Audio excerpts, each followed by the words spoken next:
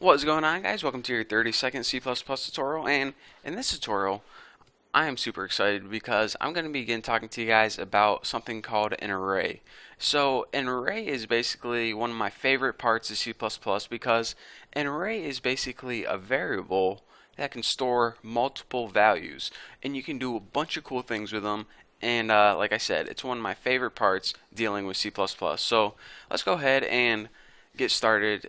Like I said, an array is basically a lot like a variable, but instead of just storing one value like 8 or 20 or 87, it can store multiple values. So you're saying, alright, that's kind of weird, but let me go ahead and show you guys how to make one. In order to make an array, you first write what data type you're working with. Let's go ahead and make a simple integer array. Next, just like a variable, you type something you want to call it. I'm going to call my array Bucky because it's a pretty cool name. And now, right after this, with no space, in square brackets, you go ahead and you write how many numbers, in this case, how many integers, do you want to store in your array. So let's go ahead and say 5.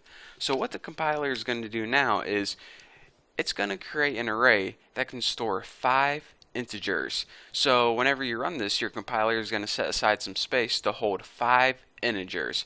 So we're saying, alright, so now one array can hold 5 different integers. Pretty cool, huh? So here is how, well, there are a lot of different ways you can create an array, but probably the most basic and easiest to understand is called an array initializer list. And an array initializer list is basically just a list of numbers, and you have to put it in between these squiggly brackets. I don't know the technical name for them, but they're above the square brackets on your keyboard. And in between it, you write a comma separated list of 5 numbers. So let's go ahead and print out like 66, 75, 2, 43, and 99. And that is basically all it is to create an array. So we went ahead and we created an array called Bucky, and Bucky was able to hold 5 integers, and whenever we gave it its 5 integers, we had to put it inside something called an array initializer list. So we have 5 integers: 66, 75, 2, 43, 9, 99.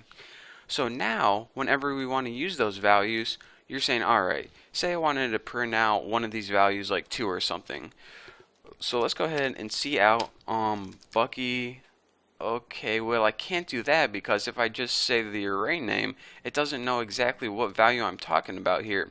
So in order to let C++ know what value you want to use from that array, we have to use something called the array index. So let me tell you guys this first.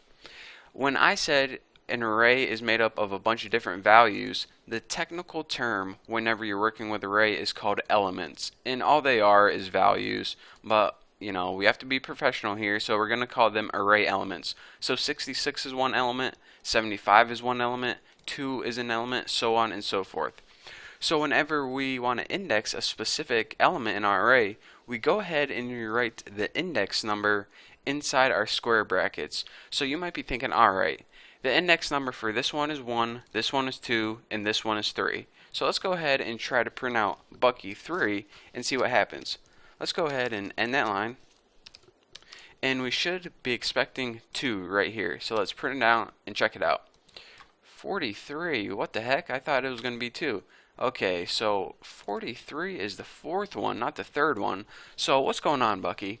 Well, the reason that it printed out 43 is because whenever we're dealing with computers, I don't know if you guys know a lot about binary and zeros and ones, but you know how people start counting at 1, 1, 2, 3, 4, 5, 6, 7, 8, 9, 10. I learned how to count to 10. Well, computers, they start counting everything with a 0. So whenever we create our array, this first element, even though it would be number 1 to us, to the computer it's actually element 0. So let's go ahead and print out Bucky 0, and as you can see, whenever we run this, we get the number 66. So whenever we are referencing indexes, or excuse me, elements in our array, we have to remember that our array starts counting at 0. So 0, 1, 2. So this is actually the 2 index. So let's go ahead and print out Bucky 2, and now we go ahead and we get 2 right there. So again, the basic things I want you guys to remember is this. An array is basically a variable that can store multiple values. The easiest way to create an array is this. Write the data type, write your array name, and then write however many elements you want your array to hold. And we stored 5 integers in this case, so that's why we passed 5 integers in something called an array initializer list. So basically, whenever we create Bucky5, we're telling our computer, alright, Bucky is going to be holding 5 different values, so compiler, go ahead and set aside some space in our memory to hold 5 integers. So that's what it did whenever it created this line. And aside from that, I want you guys to notice this. Each value in the array, I say value sometimes, but technically they're called an array element. And in order to reference one of those elements, we use something called an array index. And the first element in every array is index 0. So if you wanted to print out 99, it would be 0, 1, 2, 3, 4. So Bucky 4, whenever we ran this program, is 99. Pretty cool, huh? So that's basically the most simple way I can explain arrays to you guys. Again, I said that one way to create an array was to use an array initializer list. In the next tutorial, I'm going to show you guys a different way to create an array, and it's a lot cooler way. So if you don't quite understand arrays yet and don't quite understand why they would be useful, then just stick around and I trust me. What I say? I trust me. Of course I trust myself. And trust me, you guys will in the upcoming tutorial. So again, thank you guys so much for watching, and I will see you in the next tutorial.